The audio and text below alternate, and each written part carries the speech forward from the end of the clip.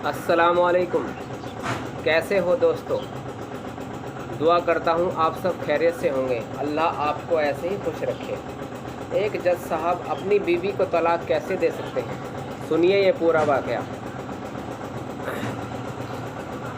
आज मैं आपको एक वाक़या सुनाता हूँ। एक जज साहब अपनी बीवी को तलाक क्यों दे रहे थे? रोंगटे खड़े कर देने वाला ये वाक़या एक भाई साहब ने मुझे भेजा है। वो कहते हैं कि कल रात 8 बजे का वाक़या है। मुझे कल रात 8 बजे एक फ़ोन आया जिसने पूरी ज़िंदगी के पहलू को झकझोर के रख दिया है। कल रात 8 बजे मोबाइल की घंटी बजी। मैंने फ़ोन रिसीव किया। उधर से किसी के रोने की आवाज़ आ रही थी और मैंने उन्हें चुप कराया और मैं कहने लगा, भाभी जी क्या बात है? और भाभी जी बात क्या है? आखिर बात क्या हुई है? आप इतना क्यों रो रही हो? उधर से आवाज़ आई कि भाई साहब आप कहाँ हैं और आप कितनी देर में यहाँ पर आ सकते हैं?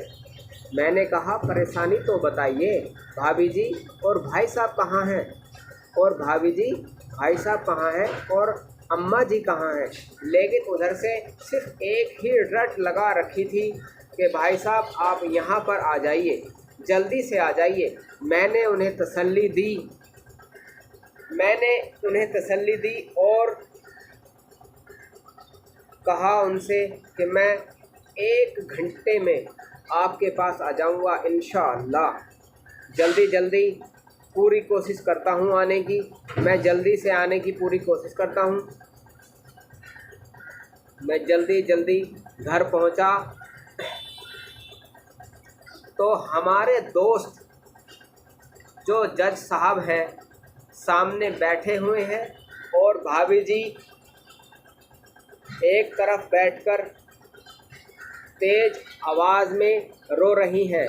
मैंने भाई साहब से पूछा आखिर बात क्या है? तो वो किसी की बात का जवाब नहीं दे रहे थे। मैंने भाभी जी से पूछा आखिर क्या बात है? वो बोली, ये देखो तलाक के ये कागजात हैं और ये कोर्ट से तैयार करके लाए हैं। ये मुझे तलाक देना चाहते हैं। मैंने पूछा ऐसा कैसे हो सकता है? इतनी अच्छी फैमिली है, 2 बच्चे हैं, सब कुछ ठीक ठाक है। पहली नज़र में तो मुझे ये लगा कि जैसे ये मजाक है। मैंने बच्चों से पूछा दादी जी कहाँ हैं? तो बच्चों ने बताया पापा उन्हें गाज़ियाबाद के ओल्ड एज होम में 2 दिन पहले ही छोड़ कर आए हैं। मैंने नौकर से चाय बनाने के लिए कहा कुछ देर में चाय भी बनकर तैयार हो गई और नौकर चाय लेकर मेरे पास आया। भाई साहब को मैंने बहुत कोशिश की चाय पिलाने की, पर उन्होंने नहीं पी। कुछ देर के बाद बच्चे की तरह फूट कर भाई साहब रोने लगे और मुझसे कहने लगे मैंने 2 दिन से कुछ नहीं खाया है। मैं अपनी 62 साला माँ को उन अजनबी लोगों के हवाले छोड़ कर आया हूँ। पिछले 1 साल से मेरे ही घर में मेरी ही माँ को कितनी मुसीबतें खड़ी हो गईं, ये मेरी माँ ने मुझे बताया। माँ का ध्यान मेरी बीवी मेरी माँ का ध्यान रखने की ना रखने की कसम खा ली है। ना तो उससे मेरी माँ से ना तो कोई बात करता है और ना ही मेरे बच्चे मेरी माँ से सही तरह से पेश आते हैं। यहाँ तो और घर के नौकर भी मेरी माँ से सही तरह से बात नहीं करते और उनकी कोई बात नहीं सुनते।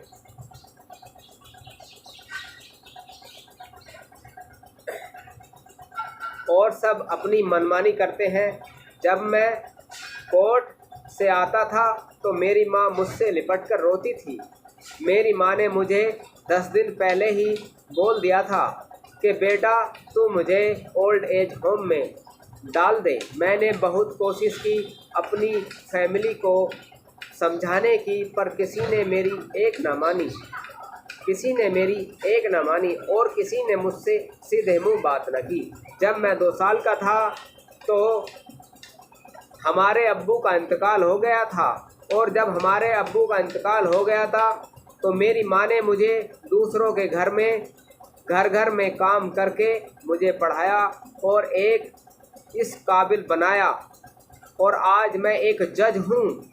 मेरी माँ ने मुझे कभी अकेला नहीं छोड़ा, और आज मैं उस माँ को ओल्ड एज होम में छोड़ कर आया हूँ। मैं अपनी माँ के एक लम्हे को सोचकर बहुत पछता रहा हूँ। इतनी देर के बाद में मैंने भाभी जी को बुलाया। भाभी जी आई। उन्होंने कहा कि देखो ये क्या कह रहे हैं। मैंने कहा कि ऐसी कोई भी बात नहीं है। रात के लगभग 11 बजे होंगे। मैंने कहा भाई साहब से कि भाई साहब आप अभी चलते हैं गाज़ियाबाद के ओल्ड एज होम में और अम्मा को अभी लेकर आते हैं। मैंने कहा भाभी जी जल्दी से आप भी तैयार हो जाओ, और बच्चों से कहा तुम भी चलो मेरे साथ।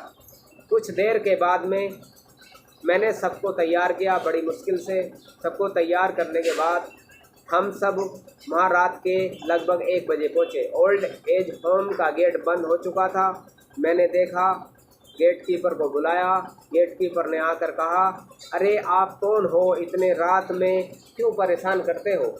फिर भी मैंने उससे गेट कीपर से बहुत ज़्यादा मिन्नतें की। मिन्नतें करने के बाद वो माना और उसने कहा कि आप अपनी आईडी प्रूफ दिखाइए, क्योंकि क्या पता आप इन बूढ़ी माँ को घर ले जाकर मार दें। क्योंकि उन्होंने पूछा कि आप कौन हैं, तो उन्होंने बताया कि मैं जज हूँ। तो गेट कीपर ने मुझसे उस बात को सुन के मुझे आज भी बड़ा अफसोस होता है। उसने कहा अरे जज साहब आप अपने घर में ही फ़ैसला नहीं कर सकते तो कोर्ट में क्या फ़ैसला करते होंगे। इतना कहने के बाद हमने गेट खोला। जाके देखा तो माँ मेरी सो रही थी। माँ को देखकर ही जाकर जज साहब लिपट कर रोने लगे, और उनके साथ साथ माँ भी उनकी माँ भी अम्मी जी भी जाकर उनसे लिपट कर रोने लगी। रोने के बाद में बहुत देखा मैंने ओल्ड एज होम के बराबर में जब शोर शराबा रोने की आवाज़ें आईं तो आस पड़ोस के सब लोग आ गए। जो बराबर वाले कमरों के लोग थे वो भी आ गए। जाकर उन्होंने देखा, जब सब ने देखा कि ऐसा नज़ारा तो वो सब भी रोने लगे। कुछ देर के बाद में हमने ओल्ड एज होम की सारी कार्रवाई पूरी करने के बाद मैं, हमारी भाभी जी, जज साहब और उनके बच्चे कि आज के बाद भाभी जी चुप रोने लगी। उनसे कहा कि चलो अम्मा जी को लेकर घर आए। रास्ते में मैंने देखा कि भाभी जी एक तरफ को बैठ के सुबक रही हैं, लेकिन उन्होंने कसम खा ली कि आज के बाद मैं भी ऐसा कुछ नहीं कहूँगी। और घर आने के बाद में सब कुछ ठीक हो गया। सुबह को मैं घर आया। इस बात को देखकर मुझे ये बहुत बड़ा अफसोस हो रहा है कि देखो हमारे मुआशरे में किस तरह की गंदगी फैल गई है। जिन माँ बाप ने हमें पाला पोसा, इतना बड़ा किया, पढ़ाया लिखाया, आज हम उन माँ बाप को ही अपने से दूर कर देते हैं। क्या उनकी कोई जिम्मेदारी नहीं है? क्या हमारी कोई जिम्मेदारी नहीं है उन्हें? क्या बुढ़ापे में हम उन्हें 1-2 वक्त की रोटी हैं 2 वक्त की रोटी। मेरे दोस्तों, मेरे भाइयों, प्लीज़ आपसे मेरी यही एक गुजारिश है कि अपने आस पड़ोस में इस तरह का नज़र रखें। कोई अगर किसी माँ बाप को थोड़ी बहुत तकलीफ़ है तो उनके घर वालों को समझाएं और उस फैसले को वहीं पर निपटा दें। और आसपास के पड़ोस में रिश्तेदारों में बात करके कभी कभी बात कर लिया करो। बात करने से पता चल जाता है कि कहाँ पर कोई मनमुटाव तो नहीं है, किसी के माँ बाप परेशान तो नहीं है। इसी तरह से दोस्तों ये वाक़या सुनकर मेरा दिल रोने लगा और मुझे बहुत बड़ा अफसोस हुआ कि ऐसे माशरे में, क्या हमारे माशरे में क्या इस तरह की कोई जो माँ बाप का इतना बड़ा दर्जा है। तो दोस्तों आपको अगर वीडियो अच्छी लगी हो तो प्लीज़ कमेंट में बताएं, लाइक और शेयर करें। अस्सलामु अलैकुम वरहमतुल्लाहि वबरकातुहू।